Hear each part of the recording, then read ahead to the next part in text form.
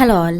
Friday நான் 9 to 6 shift தான் flex போட்டிருந்தேன். ஸோ 6 o'clock ஈவினிங் எனக்கு ஷிஃப்ட் முடிஞ்சிருச்சு. ஜாலியாக லாக் ஆஃப் பண்ணியாச்சு. மிந்த்ராவில் ஒரு குர்த்தி ஆர்டர் போட்டிருந்தேன். ரொம்ப அழகாக இருந்துச்சு.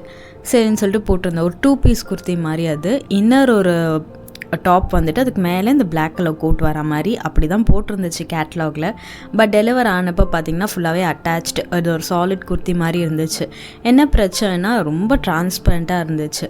லைனிங் கிளாத் இல்லை அண்ட் துணியுமே ரொம்ப திக்காக இல்லை. காட்டன் பட் ரொம்ப டிரான்ஸ்பரண்ட்டாக இருந்ததால் வேறு வழியே இல்லாமல் மனசே இல்லாமல் ரிட்டர்ன் போட்டாச்சு.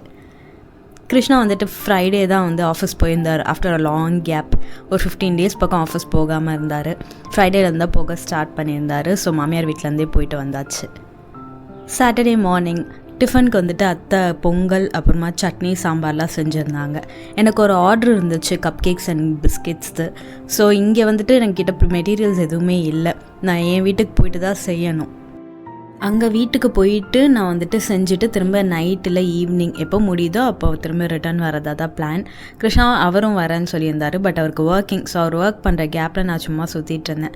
தேவுக்கு தலைக்கு குளிப்பாட்டியிருந்தாங்க. அதனால சாம்பிராணி போட்டுட்டு இருந்தாங்க. ஸோ அம்மா பயப்படுறாரு தோற அந்த புகை வரும்போது. அவர் ஒரு வழி பண்ணி அந்த சாம்பிராணி காட்டுறதுக்குள்ளே இவங்க 2 பேரும் ஒரு வழி ஆகிட்டாங்க. அதனால் நான் சும்மா சுற்றிட்டு இருந்தேன் கிருஷ்ணா அந்த ஒர்க்கை முடிக்கிற வரைக்கும். அவருக்கு வந்துட்டு சாட்டர்டே சண்டே ஒர்க் இருக்குது. But work from home. அதனால் அவர் அதை பார்த்துட்டு இருந்தார். அத்தை வந்துட்டு எப்பவுமே 12 o'clock மார்னிங்கே லஞ்சேவும் சமைச்சு முடிச்சுருவாங்க. சாப்பிட்டா சாப்பிடுங்க, சாப்பிடாட்டி போங்க, ஏன் வேலை முடியணும் அப்படின்ட்டு.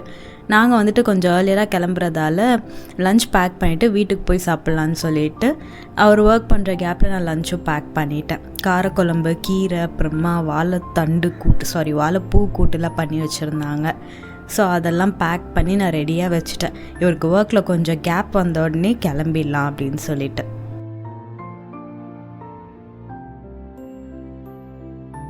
அரௌண்ட் 12 o'clock போல் அத்தை வீட்டிலேருந்து கிளம்பியாச்சு. வரும்போது தயிர் அப்புறம் எக்குலாம் வாங்கிட்டு வந்திருந்தேன் கேக் பேக் பண்ணுறதுக்கு. ஸோ வந்ததுமே மோர் மட்டும் போட்டு அடிச்சிட்டேன்.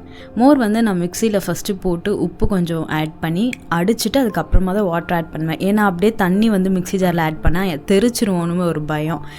இந்த மெத்தடில் போடுறது கரெக்டானு எனக்கு தெரில. பட் ஏன் சௌரியத்துக்காக நான் அந்த மாதிரி போட்டுருவேன். ஃபஸ்ட்டு அந்த தயிரை மட்டும் அடிச்சுட்டு அதை அடித்தாலே நல்லா லிக்விட் மாதிரி ஆகிடும் அது. அதுக்கப்புறமா வாட்டர் மிக்ஸ் பண்ணிடுவேன். இத்தனை நாளாக கிருஷ்ணா டெய்ரி ப்ராடக்ட்ஸே சாப்பிடாமல் இருந்தார். பட் இப்போ ஃபீவர் இருந்ததால் ப்ரோட்டீன்லாம் இன்டேக் கண்டிப்பாக அதிகமாக இருக்கணும்னு சொல்லிட்டாங்க டாக்டர். ஸோ வேறு வழி இல்லாமல் சாப்பிட ஆரம்பிச்சிட்டாரு.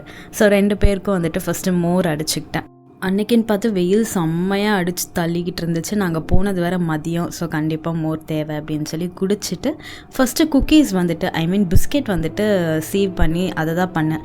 ஏன்னா பிஸ்கெட் செஞ்சுட்டு அட்லீஸ்ட் ஒரு 20 minutes ஃப்ரிட்ஜில் வச்சா நல்லா வரும். ஸோ ஃபஸ்ட்டு அதை பண்ண நான் ஸ்டார்ட் பண்ணிட்டேன்.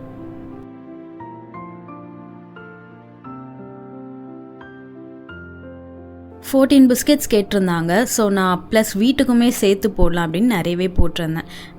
ஆர்டர் வந்துட்டு 14 பிஸ்கெட்ஸ் கொடுத்துட்டு எக்ஸ்ட்ரா வந்து வீட்டுக்கு போட்டு ஸ்டோர் பண்ணி வச்சிடலாம் அப்படின்ட்டு பிஸ்கெட்ஸ் மட்டும் பண்ணி ஃப்ரிட்ஜில் கொஞ்சம் நேரம் ரெஃப்ரிஜரேட் பண்ணிவிட்டு அந்த கேப்பில் சாப்பிட்டாச்சு.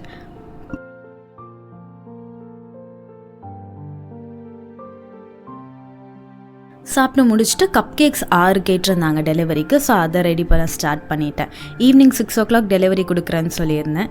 ஸோ ஃபஸ்ட்டு நான் ஒரு பேட்ச் வந்துட்டு பிஸ்கெட்ஸ் போட்டு ஃப்ரிட்ஜில் வச்சுட்டு அதுக்கப்புறமா சாப்பிட்டு முடிச்சதுக்கப்புறமா கப் கேக்ஸ் ஸ்டார்ட் பண்ணிட்டேன். கப் கேக்ஸும் வந்துட்டு வீட்டுக்கும் சேர்த்து தான் போட்டிருந்தேன். கொஞ்சம் நிறையவே போட்டேன். உங்களுக்கு ஆர்டர்ஸ் ப்ளேஸ் பண்ணோன்னா நீங்கள் இன்ஸ்டாகிராமில் டிஎம் பண்ணால், அப்படி இல்லைனா கீழே டெஸ்கிரிப்ஷனில் காண்டாக்ட் நம்பர் கொடுத்துருக்கேன். வாட்ஸ்அப் பண்ணி ஆர்டர்ஸ் ப்ளேஸ் பண்ணிக்கோங்க. நோ மைதா. எல்லா ப்ராடக்ட்டுமே எதர் ராகி இல்லைனா வீட்டில் தான் பண்ணிகிட்ருக்கோம். ராகி கப் கேக்ஸ் அதுக்கப்புறமா வீட் பிஸ்கெட்ஸ் தான் பண்ணியிருந்தேன். ப்ரைஸ் டீட்டெயில்ஸ் எல்லாமே நீங்கள் டிஎம் பண்ணுங்கள் இல்லை வாட்ஸ்அப் பண்ணுங்கள். நான் ப்ரைஸ் டீட்டெயில்ஸ் ஷேர் பண்ணுறேன். டெலிவரி வந்து ஆல் ஓவர் தமிழ்நாடு கொடுத்துட்ருக்கோம். With conditions apply. இந்த குக்கிங் பேக்கிங்னா கூட ஈஸி. பட் அதுக்கப்புறமா அதை கழுவி அடுக்கிறது தான் ரொம்ப கஷ்டமான வேலை. ஸோ எல்லாமே க்ளீன் பண்ணி முடிச்சுட்டேன். மீன்வைல் ஹரியனாவும் ரேஞ்சாவும் கிருஷ்ணாவை பார்க்க வந்திருந்தாங்க. ஸ்நாக்ஸ் வாங்கிட்டு வந்திருந்தாங்க. யாரெல்லாம் இந்த பப்ஸ் கூட சாஸ் தொட்டு சாப்பிடுவீங்க? எனக்கு சுத்தமாக பிடிக்காது. ஆனால் இந்த ஹரியனா சாஸ் ஊற்றி சாப்பிட்டுட்டு இருந்தார். நீங்களும் அந்த மாதிரி பண்ணுவீங்களான்றதை காமெண்ட்டாக சொல்லுங்கள். அதுக்கப்புறமா அவங்களாம் ஸ்நாக்ஸ் சாப்பிட்டு முடிச்சுட்டு அவங்களே போய் டெலிவர் பண்ணிட்டு வந்துட்டாங்க. ஹரியனாவும் கிருஷ்ணாவும் போய்ட்டு டெலிவர் பண்ண கேப்பில் நான் வந்துட்டு எங்கள் வீட்டுக்கு பண்ணியிருந்த ஸ்நாக்ஸ் எல்லாத்தையுமே பேக் பண்ணி வச்சிட்டேன்.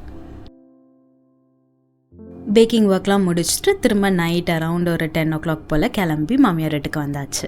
That's all for today and thanks for வாட்சிங்.